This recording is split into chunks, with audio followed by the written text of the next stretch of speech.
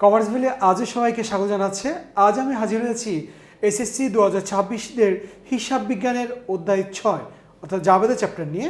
আগামী সপ্তাহে কিন্তু আমাদের এই হিসাব বিজ্ঞানের জার্নি শুরু হচ্ছে। তো 10-এ 10 পেতে হলে মাত্র 10 মিনিটে ক্লাসটা করো, আশা করি তোমরা 10-এ 10 পেয়ে যাবে।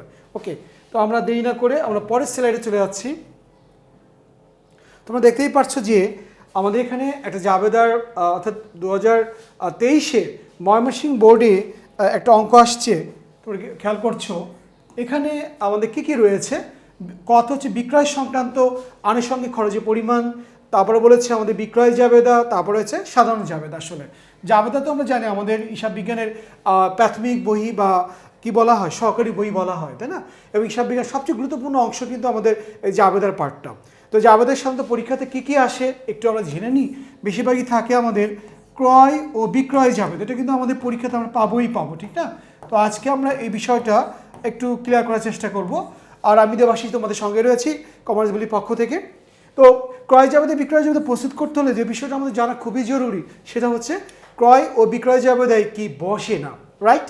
ওকে, আমরা জানি যে বাকিতে বা ধারে যদি কোনো লেনদেন সংগঠিত হয়ে থাকে, যেমন বাকিতে মাল ক্রয় করা হলো সেটা কিন্তু ক্রয় জাবেদায় বসবে, বাকিতে মাল বিক্রয় করা হলো বিক্রয় জাবেদায় বসবে। অর্থাৎ বাকিতে বা ধারে কোনো লেনদেন যদি সংগঠিত হয় সেগুলো ক্রয় সংশ্লিষ্ট লেনদেনগুলো বসবে ক্রয় জাবেদা, আর বিক্রয় সংশ্লিষ্ট লেনদেনগুলো বিক্রয় জাবেদা।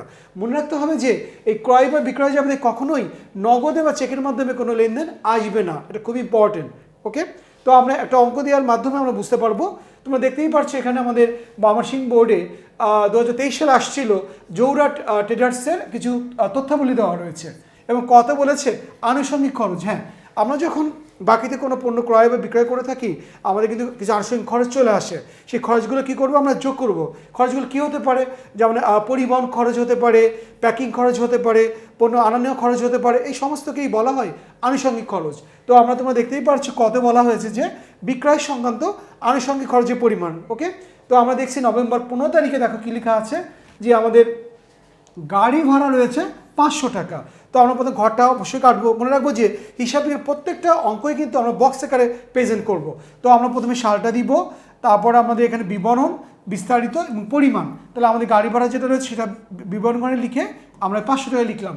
আর দেখবো যে আমাদের 23 তারিখে আমাদের রয়েছে প্যাকিং খরচ 300 টাকা। ওকে, তো এই দুটো যোগ করে যেটা হলো সেটি আমাদের ক হয়ে গেল বিক্রয় সংক্রান্ত খরচ। ঠিক তেমনি যদি বলা হতো যে ক্রয় সংক্রান্ত আনুষঙ্গিক খরচ, আমরা তখন এই লেনদেনগুলো থেকে বেছে বেছে খরচগুলো নিয়ে আমরা এই বক্স আকারে প্রেজেন্ট করে দিব।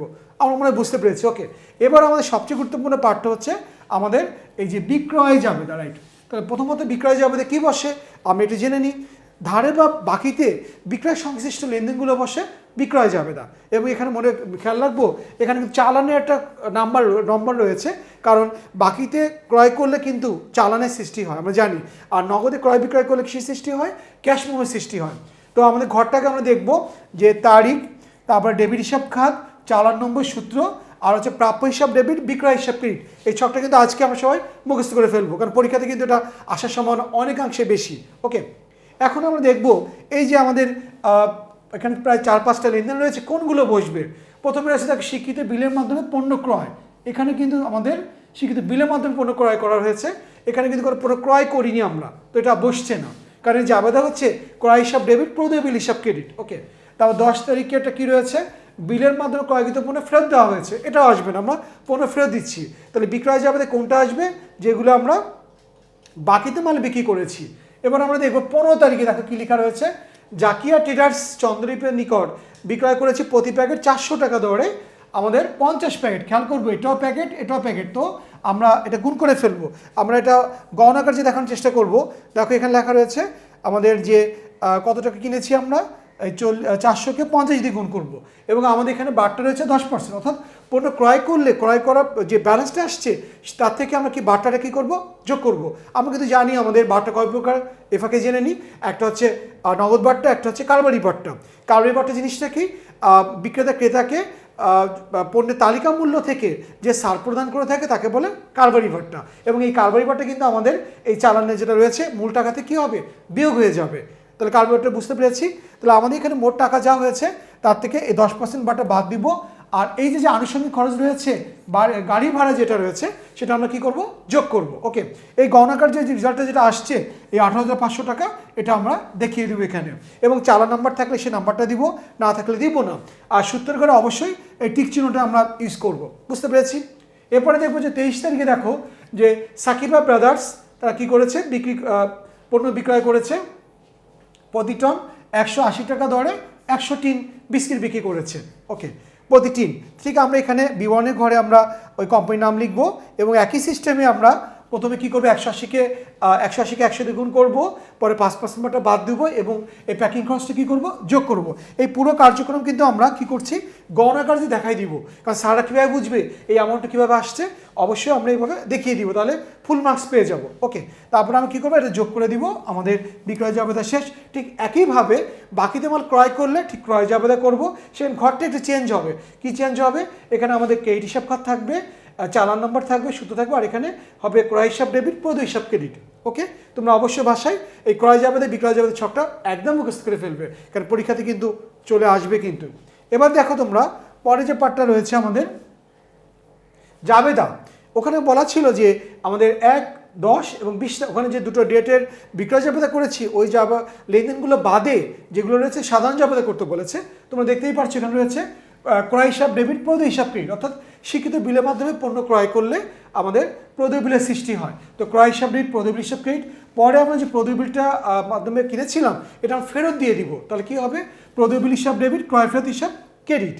তারপরে হচ্ছে মালিকের প্রয়োজনে বিক্রয় মূল্যে পণ্য উত্তোলন। আমরা সবাই জানি বিক্রয় মূল্যে পণ্য উত্তোলনে জাবেদা হয় উত্তোলন হিসাব ডেবিট, বিক্রয় হিসাব ক্রেডিট। এটা কিন্তু পরীক্ষাতে খুবই অ্যাভেলেবেল আসে, এবং বিলম্বে যদি পণ্য সরবরাহ করার ক্ষতিপূরণ দেওয়া হয় তখন হয় বিবিধ ক্ষতি হিসাব ডেবিট, নগদান হিসাব ক্রেডিট। এই হলো আমাদের এই বোর্ডের যে অঙ্কগুলো আসছে, এটা এই অঙ্কগুলো করলে আমরা 10-এ 10 পেয়ে যাব। এবার তোমাদের জন্যে একটা আমরা HW দিয়ে দিব, তোমরা ভাষায় কিন্তু প্র্যাকটিস করবা, যেহেতু সামনের সপ্তাহে পরীক্ষা রয়েছে। যশোর 2025-এ একটা ম্যাথ আসছে, এখানে কিন্তু আমাদের ক্রয় জাবেদা দেওয়া রয়েছে। তোমরা যদি না পারো কমেন্ট অবশ্যই দিব, কমেন্ট করবা, আমি অবশ্যই এই অঙ্কটা আবার করিয়ে দিব। কিন্তু একইভাবে আমরা এই অঙ্কটা ভালো করে তোমরা দেখবা, ক্রয় জাবেদা আর ক্রয় জাবেদা ব্যতীত যেগুলো সেগুলো আমরা জাবেদা করব। ওকে, এবার তোমাদের জন্য যেটা আমাদের কমার্স ভ্যালি নিয়ে আসছি, আমাদের কমার্স ভ্যালি হচ্ছে আমাদের টপ 35 জাবেদা নিয়ে আসছি। ওকে, এই জাবেদাগুলো তোমরা যদি প্র্যাকটিস করো তাহলে জাবেদা চ্যাপ্টার থেকে যে কোনো জাবেদা আসলে তোমাদের কাছে একদম সহজ মনে হবে। তোমরা কয়েকটা ডিসকাস করে দেখো। প্রথমে রয়েছে বিক্রয়ের উদ্দেশ্যে আসবাবপত্র ক্রয়। ওকে, জাবেদা কি হবে, ক্রয় হিসাব ডেবিট, নগদান হিসাব ক্রেডিট। কারণ এই আসবাবপত্রটা হচ্ছে আমার পণ্য বিক্রয় উদ্দেশ্যে করছে, এই জন্য ক্রয় হিসাব ডেবিট, নগদান হিসাব ক্রেডিট। এবার রয়েছে ব্যাংক জমাতিরিক্ত সুদ, ব্যাংক জমাতে সুদ হিসাব ডেবিট, নগদান হিসাব ক্রেডিট। বারটা পাওয়া গেলে, এটা কিন্তু খুব ইম্পর্টেন্ট, বারটা পাওয়া গেলে প্রদ হিসাব ডেবিট আর বারটা হিসাব ক্রেডিট। বারটা যখন পাবো বারটাটা হচ্ছে আয়, আর বারটা যখন দিব বারটাটা হচ্ছে ব্যয়। ওকে, এবার এই জাবেদাটা কিন্তু আমাদের তোমরা জানো যে বছর শুরুতে বা মাসের শুরুতে কোনো ব্যবসা প্রতিষ্ঠানের সম্পদ বা দায় নিয়ে শুরু করে থাকে, রাইট। তো এখানে কি লিখেছি দেখো, অনামিকা নগদ 25,000 টাকা, আসবাবপত্র 10,000 এবং 20,000 টাকার পণ্য এবং ব্যাংকিং 5,000 টাকা নিয়ে ব্যবসা শুরু করেছেন। এটা খুবই গুরুত্বপূর্ণ। তা নগদে কত নিয়ে আসছে দেখো, নগদান হিসাব ডেবিট 25,000, আসবাবপত্র হিসাব ডেবিট হচ্ছে 10,000, আর এই যে পণ্য লিখেছি, পণ্য থাকলে কি হয় আমরা জানি, পণ্য বা মাল থাকলে হয় ক্রয় হিসাব। ওকে, তাহলে আমরা ক্রয় হিসাব লিখবো। আর ব্যাংক থেকে যদি ঋণ নেওয়া আসা হয়েছে, এই জাবেদা কিন্তু খুব মজার একটা ব্যাপার, ব্যাংক হিসাব ডেবিট, ব্যাংক ঋণ হিসাব ক্রেডিট। অনেক কিন্তু বলে থাকে যে নগদান হিসাব ডেবিট, ব্যাংক ঋণ হিসাব ক্রেডিট, এটা কিন্তু ভুল হয়ে যাবে। তো আমরা আজকে কী করবো, ব্যাংক হিসাব ডেবিট আর ব্যাংক ঋণ হিসাব ক্রেডিট। তাহলে কী দাঁড়ালো, আমরা এই সমস্ত সম্পদগুলো যোগ করব, তার থেকে ব্যাংক ঋণটা মাইনাস করে যেটা থাকবে সেটি হচ্ছে আমাদের প্রারম্ভিক মূলধন। এটা কিন্তু আমাদের খুব ইম্পর্টেন্ট, পরীক্ষাতে আসতে পারে, আমরা ভালো করে প্র্যাকটিস করব। এরপর রয়েছে আমাদের 5 নাম্বারটা, জীবন বীমা প্রিমিয়াম প্রদান, আয়কর প্রদান একই জাবেদা, সো উত্তোলন হিসাব ডেবিট, নগদান হিসাব ক্রেডিট। আবার ব্যাংক কর্তৃক প্রাপ্য বিল আদায় হলো, ব্যাংক হিসাব ডেবিট, প্রাপ্য বিল হিসাব ক্রেডিট। কমিশন অনাদায়ী রয়েছে, বর্জিত হয়েছে, পাওয়া যায়নি, এটা জাবেদা কী হবে, প্রাপ্য কমিশন হিসাব ডেবিট, কমিশন হিসাব ক্রেডিট। এছাড়া রয়েছে ব্যক্তিগত প্রয়োজনে বিক্রয় মূল্যে মালিক ব্যবহার করেছে, উত্তোলন হিসাব ডেবিট, বিক্রয় হিসাব ক্রেডিট।